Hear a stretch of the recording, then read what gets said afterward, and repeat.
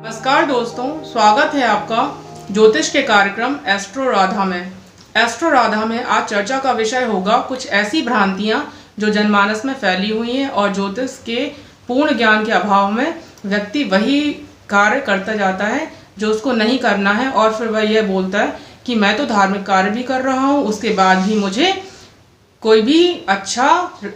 Result नहीं मिल रहा है और मैं परेशान हो रहा हूँ, मेरे ऊपर दरिद्रता, विपत्ति और परेशानियां आती ही जा रही हैं। तो ऐसा क्या है कि व्यक्ति अच्छे कार्य भी करता रहता है और उसके बाद भी उसको परेशानियां आती हैं? तो इसका एक ही जवाब है ज्योतिष में कि आप अपने ग्रहों के अनुसार कोई भी उपाय नहीं कर रहे हैं और आप ग्रहों के विरुद्ध जाकर उपाय करने में लगे हुए हैं। इसका सबसे पहला जो उदाहरण है वह यही है कि जनमानस में एक भ्रांति है कि सूर्य को अर्घ्य प्रदान करें।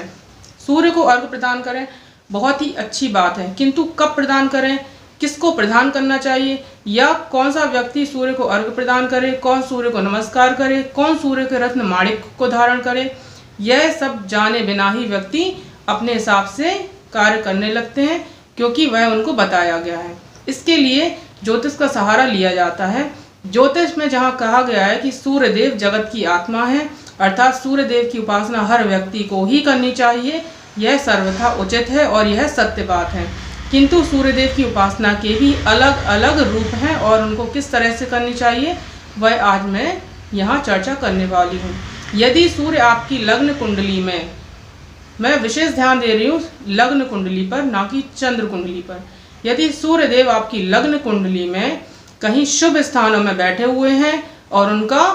डिग्री वाइज बल कम है, अर्थात वह केंद्र त्रिकोण या फिर एकादश भाव में बैठे हुए हैं। केंद्र त्रिकोण अर्थात प्रथम, चतुर्थ, सप्तम, दशम और नवम, पंचम, ये दोनों त्रिकोण भाव हो गए, और एकादश भाव अर्थात 11वें भाव में यदि वो बैठे हुए हैं, तब आप उनका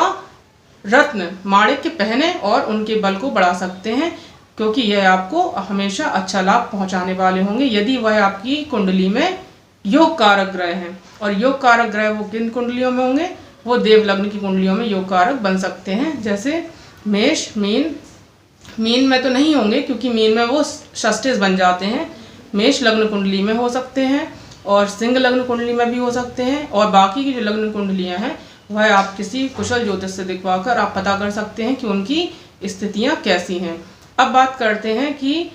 माणिक्य धारण करने पर विचार कर लिया गया है कि माणिक्य तभी धारण करें जब सूर्यदेव अच्छे स्थानों में बैठे हुए हैं लेकिन उनके पास बल कम है, अर्थात वह या तो वृद्धावस्था में है, अर्थात 22 डिग्री से लेके 26 डिग्री के बीच है, और या वह मृत अवस्था में, अर्थात वह 26 डिग्री से लेकर के 30 डिग्री पर है, अन्यथा वह 0 से 3 डिग्री या 4 डिग्री अर्थात बाल्यावस्था में, जहां वो अपना पूर्ण रिजल्ट नहीं दे पा रहे हैं, तब आप उनके रत्न माणिकों को पहनकर उनके बलाबल को बढ़ा सकते हैं। अब बात करते हैं कि सूर्य को नमस्कार कब करें। यदि आपके लग्न कुंडली में सूर्य की स्थिति अच्छी है, वह अच्छे स्थानों में बैठे हुए हैं, उनके पास बलाबल कम है, उनके पास डिग्री वाइज बलाबल कम है, वो वृद्ध हैं, वो मृत अवस्था में, वो बाल्यावस्था में, किंतु आपकी लग्न कुंडली किसी दैत्य लग्न की है, अर्थात मिथुन लग्न की है, तुला लग्न की, मकर या कुंभ लग्न की है, कन्या लग्न की, तब आप उनके रत्न माणिक को धारण नहीं कर पाएंगे क्योंकि वह आपके लग्नेश के शत्रु हैं। ऐसी स्थिति में आप एकमात्र यही उपाय है कि आप सूर्य देव की आराधना करें, आदित्य हृदय स्तोत्र का पाठ करें, ओम सुम सूर्याय नमः का जाप करें और सूर्य देव को नमस्कार करें। सूर्य को अर्घ्य प्रदान ना करें क्योंकि आपके लग्न कुंडली में सूर्य की स्थिति वैसे ही कमजोर है। अब बात करते हैं उन लोगों के बारे में जो सूर्य को अर्घ्य प्रदान कर रहे हैं या करना चाहते हैं। सूर्य को अर्घ्य प्रदान तभी करें जब वह आपके कुंडली में छठे, 8वें, 12वें या तीसरे भाव में बैठे हुए हैं। विशेषतः 6वें, 8वें और 12वें भाव में बैठे हुए हैं, वह आपके कुंडली में मारक ग्रह बनकर आ रहे हैं, अर्थात उनसे आपको परेशानियां मिल रही हैं, रोग, ऋण, रिपु, शत्रु, आकस्मिक दुर्घटनाएं, बेफिजूल का व्यय, परेशानियां। यदि आपको सूर्यदेव से यह पीड़ाएं मिल रही हैं, कोई बीमारी मिल रही है, तब आप सूर्यदेव को अर्घ्य प्रदान करें, अर्थात वह सूर्यदेव जिनका बलाबल आपकी कुंडली में बहुत ज़्यादा है, वो बहुत ही अच्छी डिग्री पर बैठे हुए हैं, किंतु वो त्रिक भावों में अर्थात अशुभ भावों में बैठे हुए हैं और आप सूर्य के प्रभाव को कम करना चाहते हैं अपने जीवन से, तब आप सूर्य के मंत्रों का जाप करते हुए सूर्य को अर्घ्य प्रदान करें और सूर्य देव से प्रार्थना करें कि जो भी सूर्यजन्य पीड़ाएं हैं वो आपको कम से कम मिले या वो धीरे धीरे खत्म हो जाए। और आप सूर्य के मंत्र ओम सुम सूर्याय नमः, ओम घृणी सूर्याय नमः या ओम ब्रह्म स्वरूपणे श्री सूर्य नारायणाय नमः, अन्यथा आप रविवार के दिन आदित्य हृदय स्तोत्र का पाठ तो अवश्य ही करें। इससे आपको जो भी सूर्यजन्य पीड़ाएं होंगी वह धीरे धीरे खत्म होने लगेगी। अब बात आती है कि क्या ऐसा करें। सूर्य को अर्घ्य भी प्रदान कर रहे हैं कई लोग, वह सूर्य का रत्न माणिक्य भी पहने हुए हैं, वह सूर्य की चीज़ें गेहूं गुड़ यह रविवार के दिन दान भी कर रहे हैं। तो ऐसा नहीं करना चाहिए, क्योंकि या तो आप दान करिए, क्योंकि वो आपकी कुंडली में मारक ग्रह बने हुए हैं, वो आपको परेशानियां दे रहे हैं। अगर वो आपकी कुंडली में अच्छा प्रभाव देने वाले हैं तब आप उनका रत्न माणिक्य पहनिए। यदि वो आपको बुरा प्रभाव दे रहे हैं या आपको परेशानियां मिल रही हैं तब आप उनके दान भी करिए, सूर्य को अर्घ्य प्रदान भी करिए और सूर्यदेव की पूजा भी करिए। क्योंकि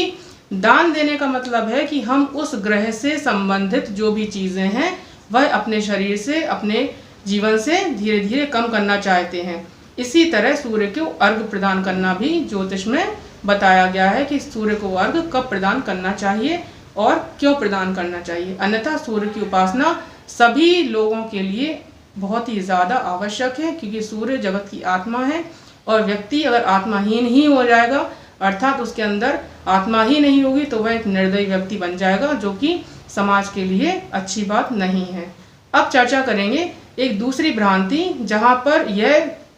बहुत ही जनसाधारण में फैला हुआ है कि यदि किसी की शादी नहीं हो रही है, किसी की शादी में कोई प्रॉब्लम आ रही है या बच्चे नहीं हो रहे हैं, तब आप पुखराज पहन लें, क्योंकि यह बृहस्पति का रत्न है और यह किसी को भी नुकसान नहीं करेगा। किंतु ऐसा होता है कि शुरुआत में कोई भी ग्रह का रत्न एकदम से नुकसान नहीं करता है, लेकिन जैसे ही वह आपके शरीर पर 45 दिन से ऊपर होते हैं वह अपना धीरे धीरे असर दिखाना शुरू कर देता है। तब आपको यह लगता है कि हम तो बृहस्पति का रत्न पुखराज भी पहने हुए हैं और यह परेशानी आ रही है, अर्थात हमें यह पुखराज परेशानियों से बचा रहा है, कोई और बड़ी परेशानी आने वाली थी और जो कम रूप में चली गई है। तो ऐसा कभी भी नहीं होता है। पुखराज ऐसा नहीं है कि हर व्यक्ति धारण कर सके, या जिसकी शादी नहीं हो रही है वह पुखराज धारण कर ले, जिसके बच्चे नहीं हो रहे पुखराज धारण कर ले, पैसा नहीं आ रहा है पुखराज धारण कर ले। ऐसा हर व्यक्ति के लिए संभव नहीं है, क्योंकि मकर, कुंभ, कन्या, मिथुन लग्न, इनके लिए तो बृहस्पति देव मारक ग्रह बन जाते हैं, और यदि इन लग्नों में जन्मे जातक बृहस्पति का रत्न पुखराज धारण कर लें तो वह उन्हें सुख समृद्धि प्रदान तो बात की बात है, वो परेशानियां ही शुरू कर देंगे और आपके जीवन में इतनी परेशानियां आ जाएंगी कि आपको लगेगा कि हम तो पुखराज भी धारण किए हैं और परेशानियां कम होने का नाम ही नहीं ले रही हैं। यदि इन लग्नों में जन्मे जातकों के जीवन में संतान, विशेषता पुत्र संतान, विवाह संबंधी परेशानियां, धन संबंधी परेशानियां आ रही हैं, तब आप बृहस्पति के उपाय में सिर्फ बृहस्पति का व्रत ही रखें और बृहस्पति से संबंधित जो अच्छे कार्य हैं वह करें, पुखराज धारण ना करें, क्योंकि पुखराज हर किसी को धारण नहीं करना चाहिए। ये एक जन भ्रांति है जो ज्योतिष में सिद्ध नहीं है कि हर व्यक्ति पुखराज धारण कर ले। अब तीसरी बात आती है सूर्य के रत्न माणिक्य की। जन भ्रांति है कि यदि किसी की सरकारी नौकरी नहीं लग रही है तो ऐसा व्यक्ति सूर्य का रत्न माणिक्य धारण कर ले, उसकी नौकरी लग जाएगी। कोई राजनीतिक पद पे है, उसको उच्च पद चाहिए, वह भी माणिक्य धारण कर लेता है। ऐसे में वह अपने लिए मुसीबतों को न्योता दे देता है, क्योंकि जो भी दैत्य लग्न वाली कुंडलियां हैं, मिथुन, कन्या, मकर, कुंभ और वृषभ और तुला लग्न, इन लग्नों में जो जन्मे हुए जातक होते हैं उनके लिए सूर्यदेव मारक ग्रह बन जाते हैं, और सूर्यदेव का पहना हुआ यह माणिक्य रत्न वह हमेशा ही व्यक्ति में क्रोध की अधिकता, अहंकार, घमंड इनको बढ़ा देता है। उनको रक्तचाप की समस्याएं हो सकती हैं, हृदय रोग हो सकता है, और धीरे धीरे व्यक्ति यह सोचता है कि यह तो स्वाभाविक सी बात है, हर किसी को ही क्रोध आता है, हर किसी को ही रक्तचाप की समस्याएं होती हैं, किंतु उसे पता ही नहीं होता है कि वह जो रत्न पहने हुए हैं माणिक्य, उसकी वजह से उसके जीवन में यह समस्याएं आने लगी हैं। यदि आपको सरकारी नौकरी से संबंधित कोई समस्या है या आपकी पदोन्नति नहीं हो रही है या आप कोई उच्च पद चाहते हैं और आपकी जन्म कुंडली में सूर्य